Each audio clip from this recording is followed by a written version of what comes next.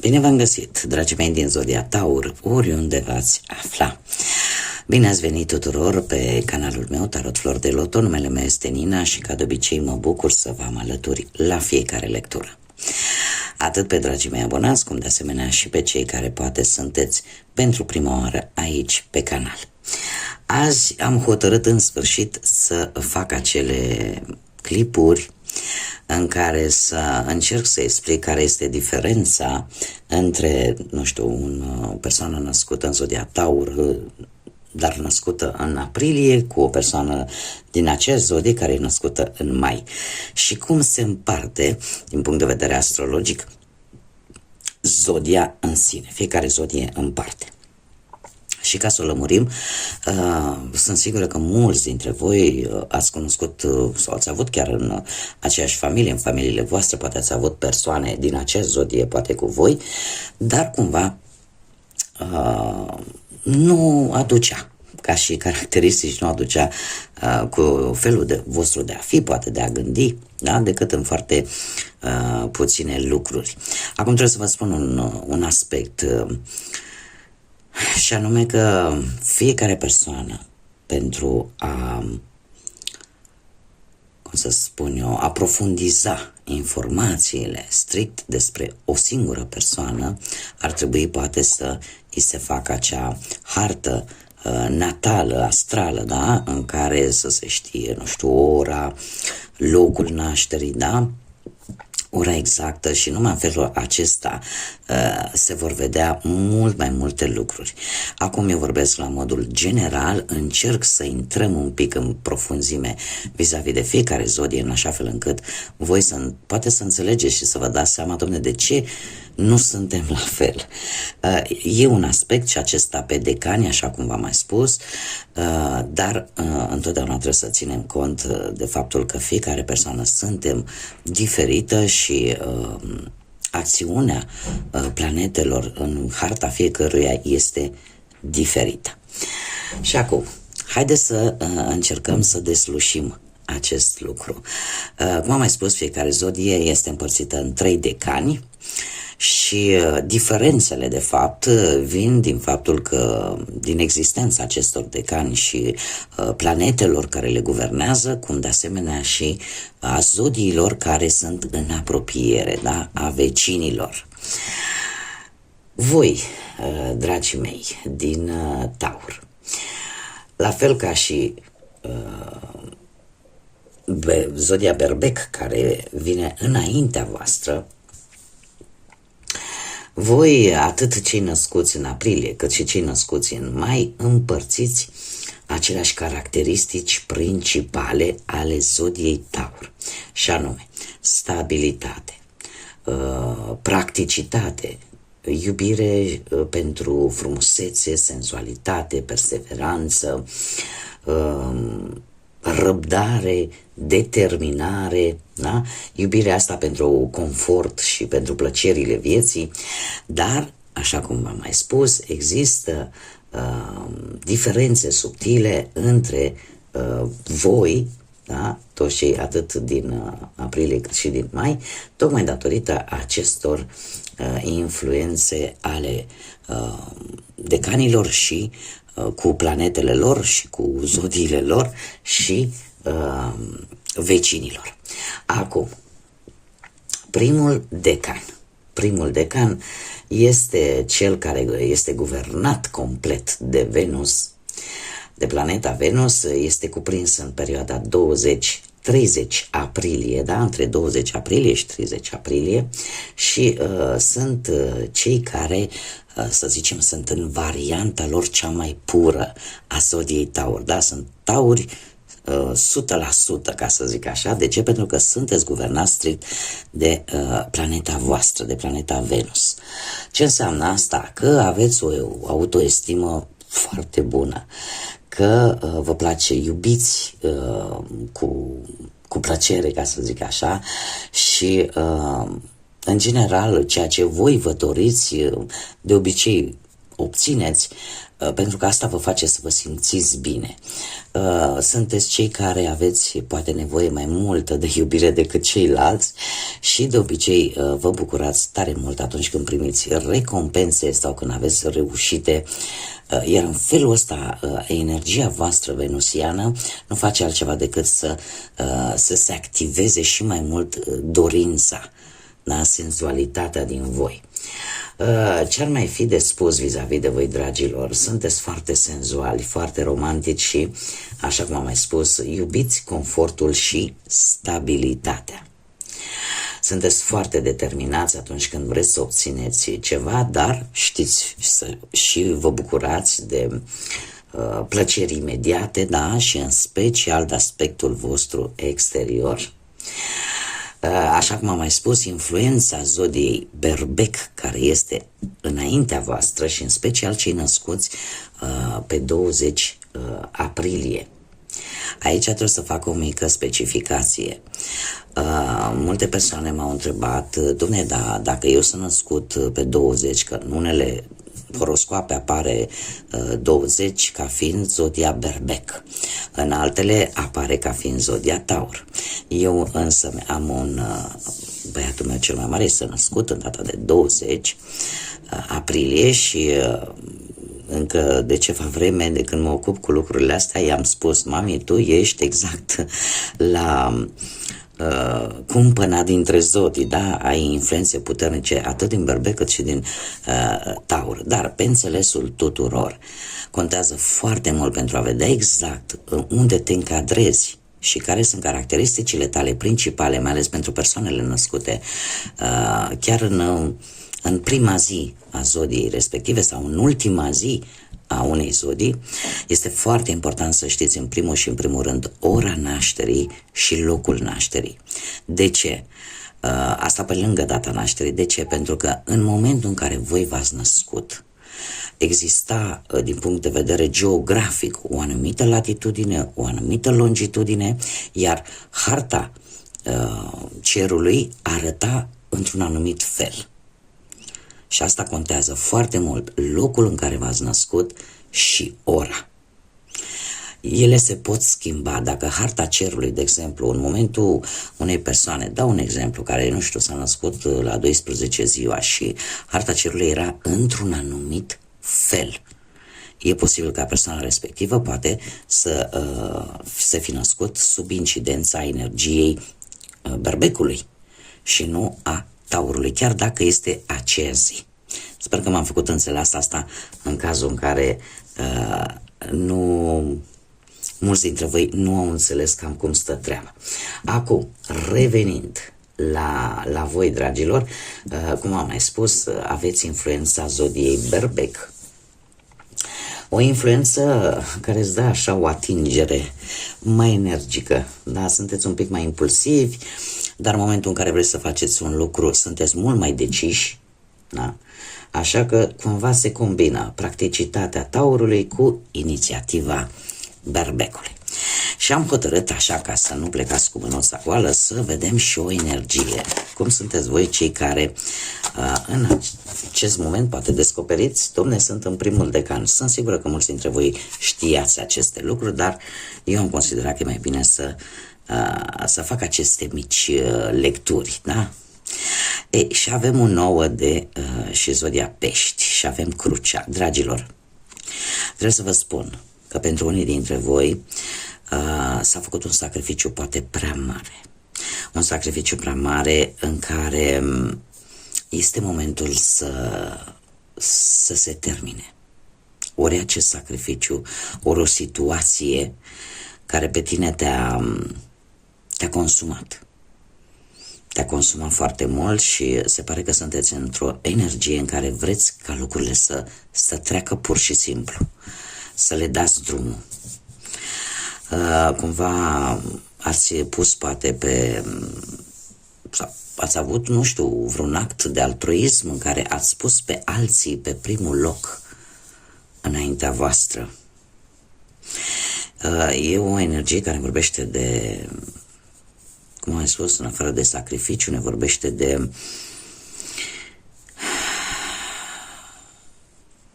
de un soi de efort, ca să zic așa, peste puterile voastre pe care l-ați făcut. Și unii dintre voi ar spune că vă simțiți foarte cu o vibrație destul de joasă, tocmai pentru că efortul a fost unul destul de mare. Și unii chiar puteți să ziceți, Doamne, nu mai pot. Pur și simplu. Dar ceva aici se va încheia. Ceva se va finaliza. Noi mergem mai departe. Haideți să mergem mai departe și să vedem pentru cei care v-ați născut în al doilea decan. Al doilea decan care este cuprins în perioada 1 mai până pe 10 mai și este guvernat de către Mercur. Asta pe lângă planeta voastră principală, da? Este un fel de subguvernator, da? Subguvernatorul cel mare.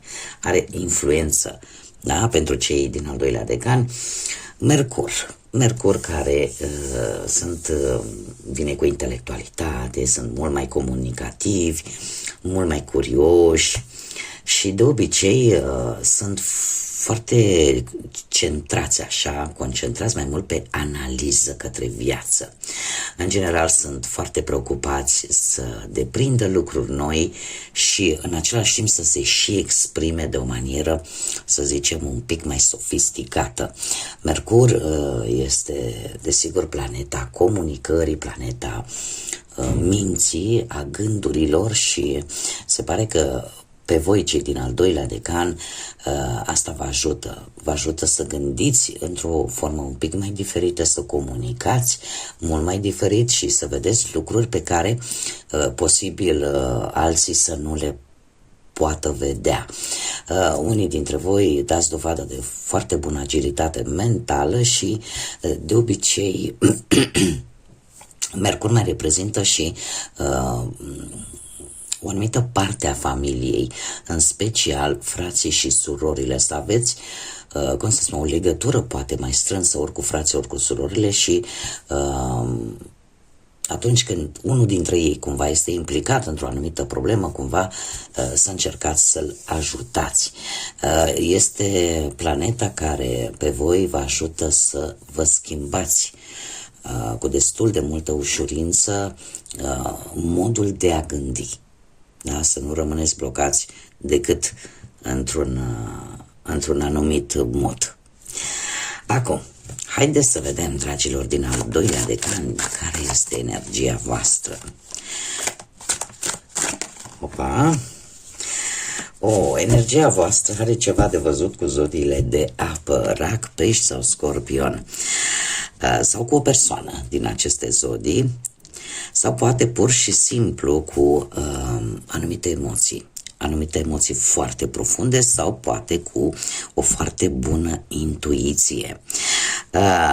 Dați dovadă, poate unii dintre voi în acest moment, de foarte multă empatie, de foarte multă intuiție.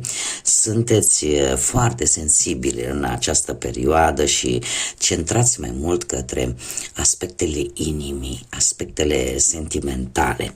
Alții poate să simțiți un pic mai pregnant, un pic mai puternic anumite cuvinte care poate le-ați primit și sau gânduri și pe care le luați un pic așa prea personal.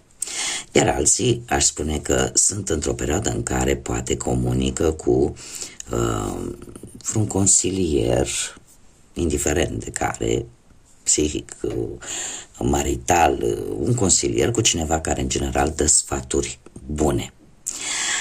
Noi mergem mai departe și haideți să vedem cei născuți, dragii mei tăurași, născuți în al treilea decan, perioada cuprinsă între 11 până pe 20 mai și care este subguvernată de Saturn.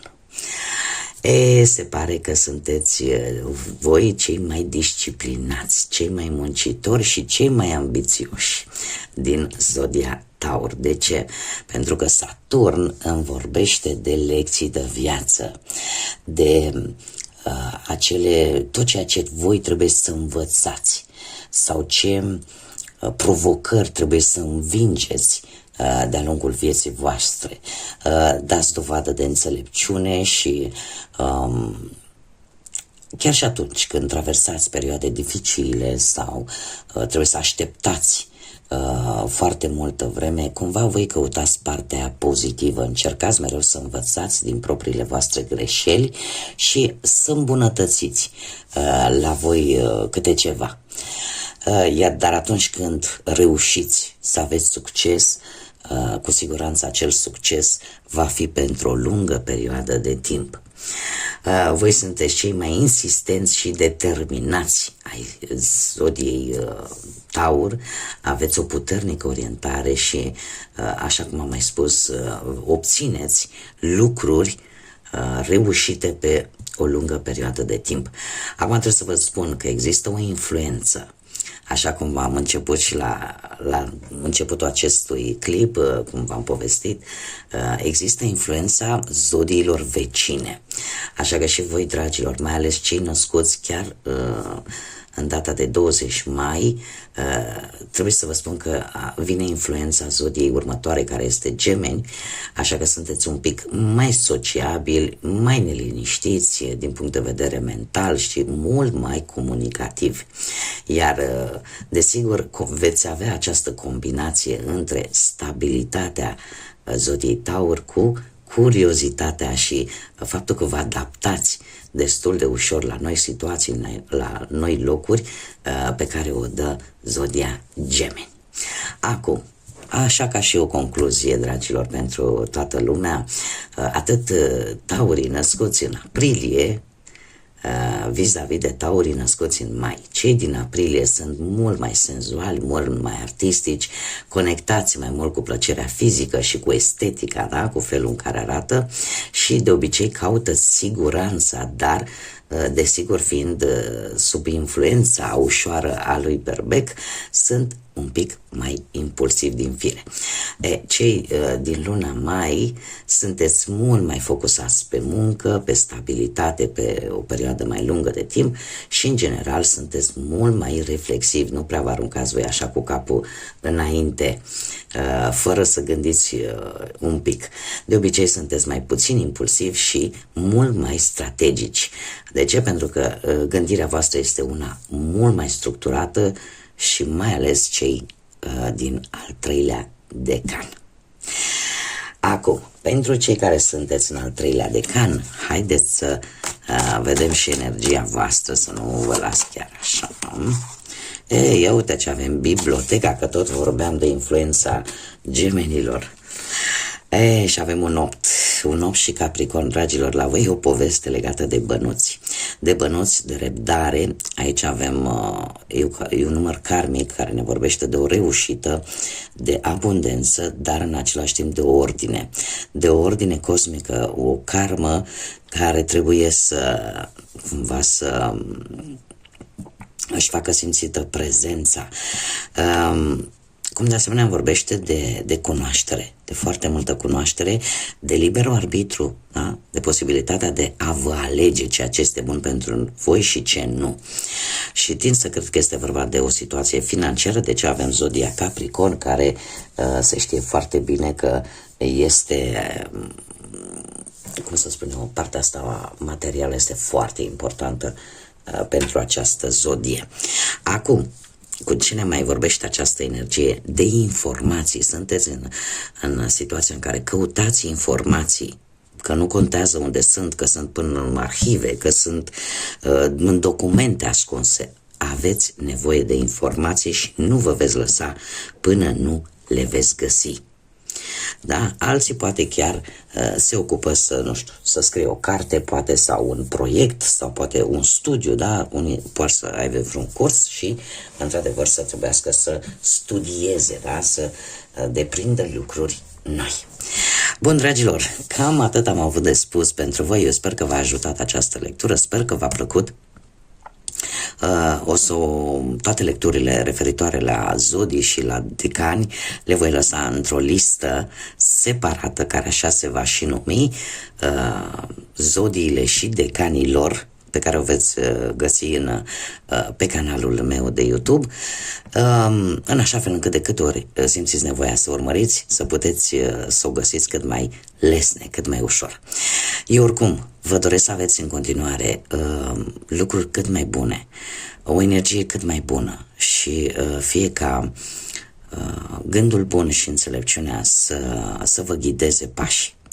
Așa că până la următoarea lectură, când ne vom revedea, și vă aștept cu mare drag, nu uitați de comentarii, nu uitați de like-uri și distribuiri. Vă mulțumesc din suflet tuturor pentru aportul pe care voi vi-l aduceți în dezvoltarea acestui proiect pe care eu l-am deschis aici pe YouTube. Așa că numai bine vă doresc, multă energie pozitivă, iar până data viitoare, ca de obicei, să fiți iubiți, dragilor!